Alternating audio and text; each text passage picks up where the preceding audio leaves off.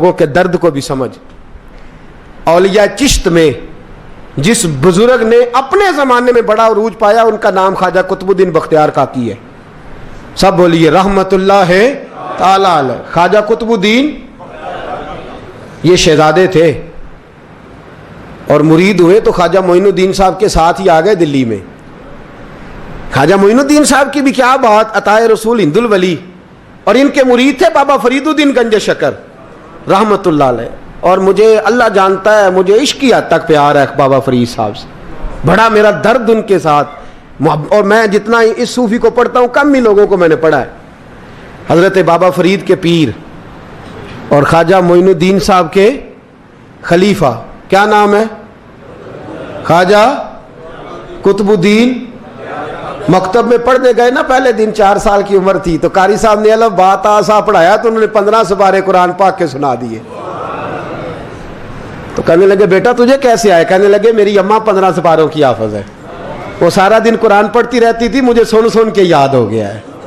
جب بالا نو گالاں یاد ہو سکدیاں نے تو قرآن پاک بھی یاد. اللہ خیر کرے، شرط یہ ہے کہ ہم گھر میں قرآن پڑھیں، بچوں کو سن سن کے بھی یاد ہو ہی جاتا ہے. خواجہ قطب الدین اتنا عروج پایا اس شیخ کامل نے کہ وقت کا بادشاہ بھی مرید ہو گیا. سلطان شمس الدین التمش مرید تھا، دلی کا بادشاہ بھی مرید تھا. اجمیر کا بادشاہ خواجہ معین الدین صاحب کا مرید نہیں ہوا، نہ پاک پتن کا بادشاہ بابا فرید کا مرید ہوا. لیکن خواجہ قطب صاحب کو اللہ نے یہ عظمت بھی دی، یہ شان ہے نا. اگرچہ صدقہ سارا خواجہ معین الدین کے قدموں کا ہی تھا، لیکن دلی کا بادشاہ مرید ہوا، اور اتنا اعلیٰ مرید ہوا کہ جب خواجہ قطب الدین صاحب کا وصال ہوا تو 3 شرطیں لگائی تھی. فرمایا میرا جنازہ وہ پڑھائے، جب سے توبہ کیا پھر اس کا سینے بد حرام کے لیے نہ کھلا ہو، اور جب سے توبہ کیا پھر لقمہ حرام اس کے گلے سے نہ گزرا ہو، اور جب سے توبہ کیا پھر کبھی نماز تہجد بھی قضا. بڑے بڑے صوفی میری طرح کے گردن جھکا کے کھڑے ہو گئے. 7ویں صف سے دلی کا بادشاہ نکل آیا، کہنے لگا پیرا ساری زندگی میں نے پردہ داری سے عبادت کی تھی، تو جاتی دفعہ مجھے بے نقاب کر گیا ہے. اتنا بڑا انہوں نے شخص تیار. اور حال یہ تھا، لوگ کہتے ہیں کہ فلانا آدمی امیر آدمی ہے تو حضرت صاحب کا تعلق پیر صاحب کا تعلق زیادہ ہے، تو اس کی عمارت نہ دیکھ، کبھی کبھی اس کی پرہیزگاری بھی دیکھ، اس کی خدمت گزاری بھی دیکھ. خواجہ قطب الدین صاحب پہ بھی الزام لگتے رہے. ایک الزام یہ بھی لگا کہ قریب چلے گئے. ہوا کیا، جب بادشاہ مرید ہوا تو کہنے لگا حضرت جی میں نے بادشاہی نہیں کرنی، میں نے اب خانقاہ میں رہنا ہے. تو فرمایا بیٹا تو چھوڑ دے گا تو کوئی ظالم بیٹھ جائے گا. تو حضور پھر کیا حکم ہے؟ فرمانے لگے تو نے کرنی ہے. تو کہا حضور آپ وہ کہاں ہوتے ہیں، میں کہاں ہوتا ہوں، دل ہی نہیں لگتا.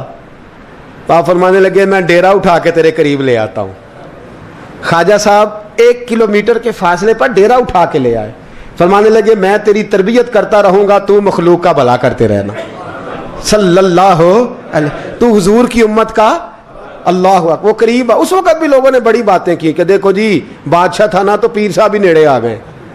لوگ دیکھتے نہیں کہ اصل بات کیا ہے. خیر وقت گزر گیا، بادشاہی مرید ہو گیا، تو پھر دلی سارے میں اسلام، اتنا عدل انصاف. ہندوؤں کو بات پسند نہ آئی، انہوں نے کچھ مسلمان خرید لیے. سلطان شمس الدین التمش بیٹھا ہے دربار میں، جاگ رہے ہیں نا آپ لوگ سب، کہیے صلی اللہ علیہ. بڑی غور سے سننے والی بات. ایک دن سلطان شمس الدین تمش دربار میں بیٹھا ہے، قاضی عدالت بھی بیٹھے ہیں، مقدمات سنے جا رہے ہیں. باہر سے رونے کی آواز آنے لگی، چیخنے چلانے کی. بی بی بیان کر رہی، کیا ہو گیا کیا ہو گیا. وہ ٹال لگے ہوتے تھے بادشاہوں کے، وہ بجنے لگے، زور ہونے لگا. بادشاہ نے کہا اس فریادی کو جلدی بلاؤ. وہ اندر عورت آئی تو چیخ چیخ کے رو رو کے اس نے اپنے کپڑے پھاڑ پھاڑ کے، برا حال، 2 مہینے کا بچہ. لوگ اس کی آہو زاری پر اس کی طرف متوجہ. بی بی کیا ہوا، پانی پلاؤ بٹھاؤ، یہ کیا ہو گیا. کہنے لگی لٹ گئی، عزت برباد ہو گئی، تباہ کر دی گئی. میں کیا ہوا؟ کہنے لگی بادشاہ ایک شخص میرا غیر شرعی خامند بنا، پھر مجھے حمل ہوا، پھر میری گود میں یہ بچہ ہے 2 مہینے کا. اب گئی ہوں تو وہ کہتا ہے کہ میرا تو تیرے سے تعلق ہی کوئی نہیں. بادشاہ کہنے لگے یہ سلطان شمس الدین تمش کی جگہ ہے، اور میں نے رسولullah صلی اللہ علیہ وسلم کے دین کے مطابق حکومت استوار کی ہے. کون ہے جو تیرے ساتھ؟ ابھی گردن نہ کاٹ دوں گا. بات کر کون ہے؟ کہنے لگی تو کچھ بھی نہیں کرے گا, کوئی کچھ نہیں کر سکتا. لوگ کلمے چھوڑ کے بیٹھ گئے, توجہ ادھر ہو گئی. پراپوگنڈے بڑا اثر کرتے ہیں معاشرے پہ. رنگ ایسا عجیب ہے, انداز ایسا عجیب ہے. فرمایا بات تو کر. اس عورت کی آواز گونجی تو حالات ہی خراب ہو گئے. کہنے لگی بادشاہ حوصلہ پیدا کر سننے کا. کہا تو بات کر. کہنے لگی میرے گود میں جو بچہ ہے یہ قطب الدین بختیار کاکی کا ہے, یہ تیرے پیر کی ناجائز اولاد ہے. اٹھاؤ, پروفیسر سلیم چشتی نے پی ایچ ڈی کی ہے, وہ لکھ رہے ہیں اس واقعے کو. تیرے پیر کا ناجائز بچہ ہے. ہاتھ کانپنے لگے بادشاہ کے. کہنے لگے یا اللہ کبھی تو قیامت برپا کر دے تو معاملہ ٹھیک ہو جائے, میں تیری زبان کھینچ دوں گا تیری گر. تو نے بات کیسے کی؟ کہنے لگی میں نے کہا تھا نا تیرے اندر حوصلہ نہیں, میری عزت تار تار ہو گئی اور تو پیر بچا رہا ہے.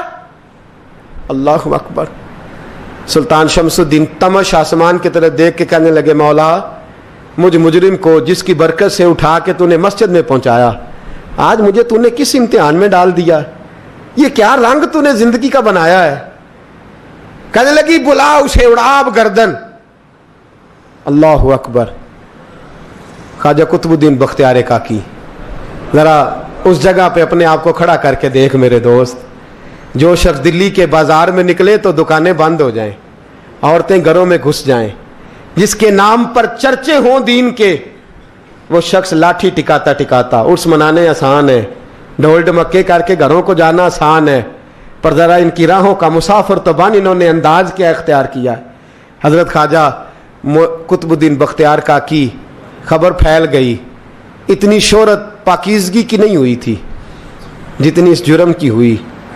لاٹھی ٹکاتے ٹکاتے جب پہنچے نا بادشاہ کے دربار میں, بادشاہ اٹھنے لگا, قاضی اٹھنے لگا, لوگ اٹھنے لگے, تو قطب الدین بختیار کاکی کی آنکھوں میں آنسو آئے. مانے لگے بیٹو بیٹھ جاؤ, آج میں پیر بن کے نہیں آیا, میں مجرم بن کے آیا. اور کہا میرے مالک کا انصاف بھی دیکھو. دلی کا پیر آج دلی کی عدالت میں اپنے نا کردہ جرم کی صفائی دینے آیا. بڑی لاٹھی پہ ٹیک لگائی.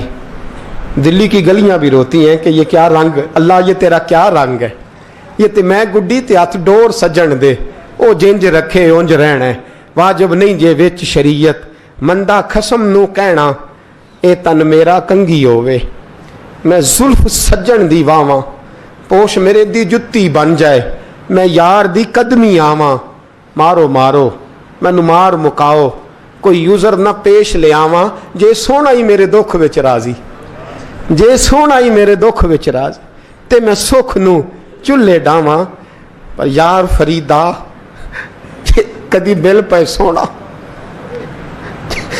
یار فریدا جے کدی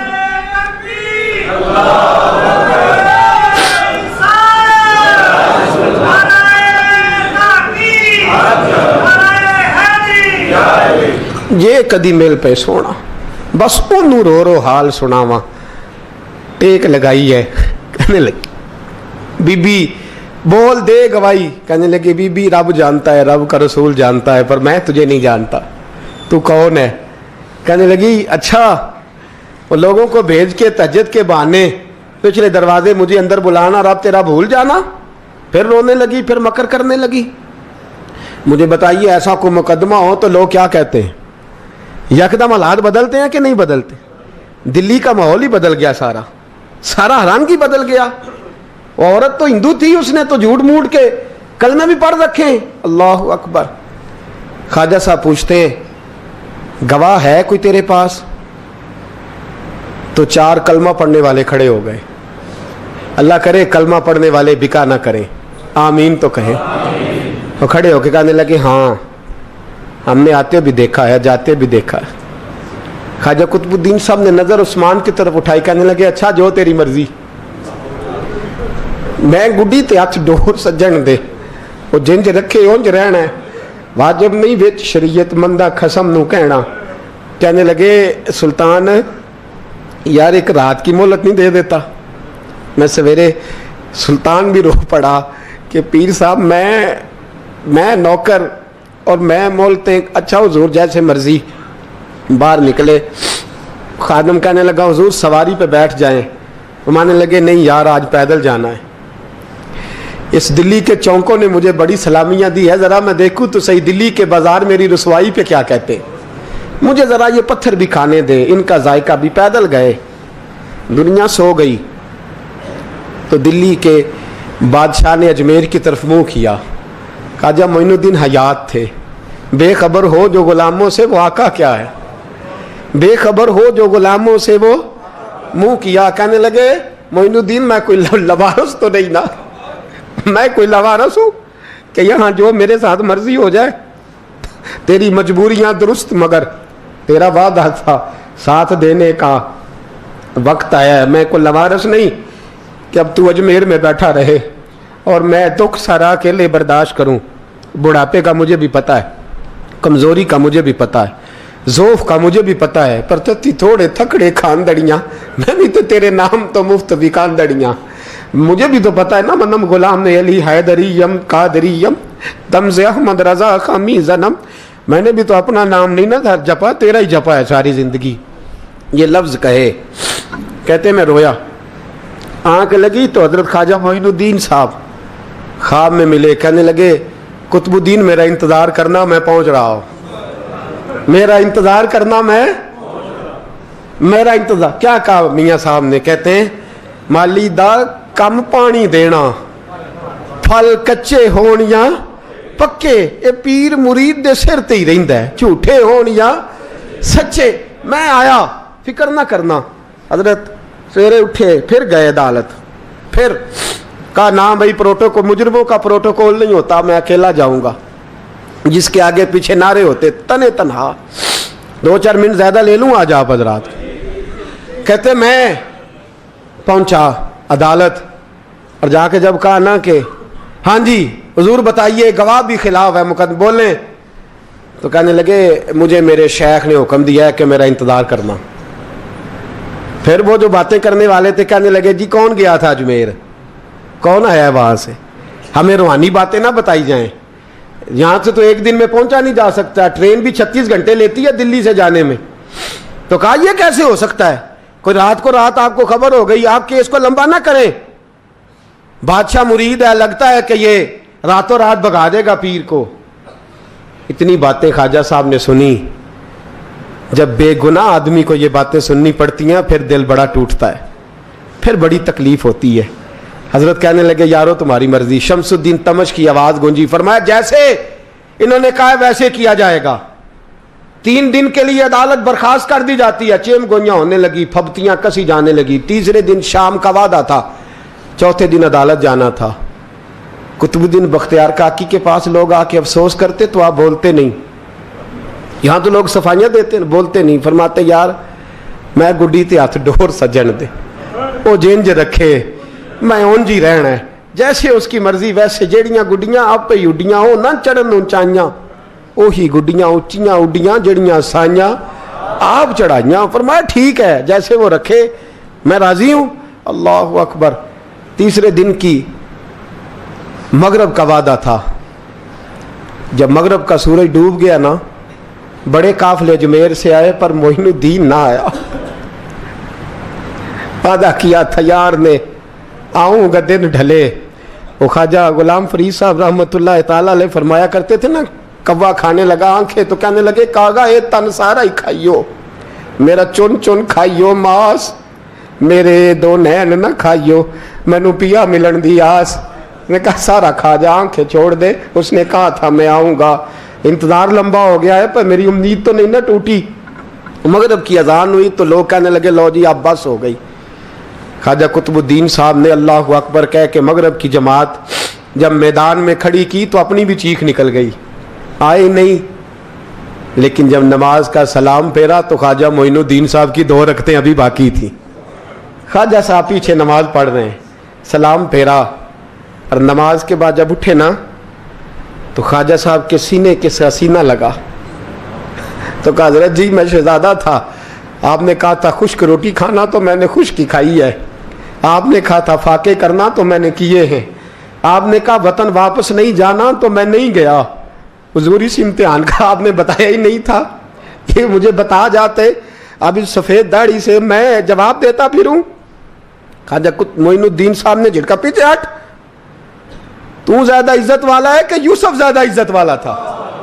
تو زیادہ مقام والا ہے کہ عائشہ زیادہ مقام والی تھی؟ چپ کر, یہ کوئی صوفیاء کا طریقہ ہے؟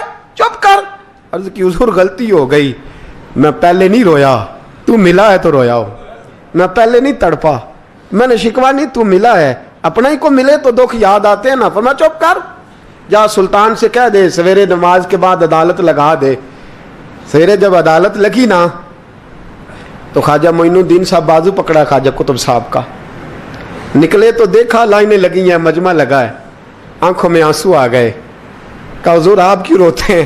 فرمایا میرا دل تھا لوگ میرے کتب کی شان دیکھنے آئے, یہ کتنے بدبخت ہیں, میرے کتب کی رسوائی دیکھنے آئے, کتنے نالائق ہیں, رسوائی دیکھنے اتنے آئے ہیں, شان دیکھنے آتے ہی نہیں. اللہ اکبر.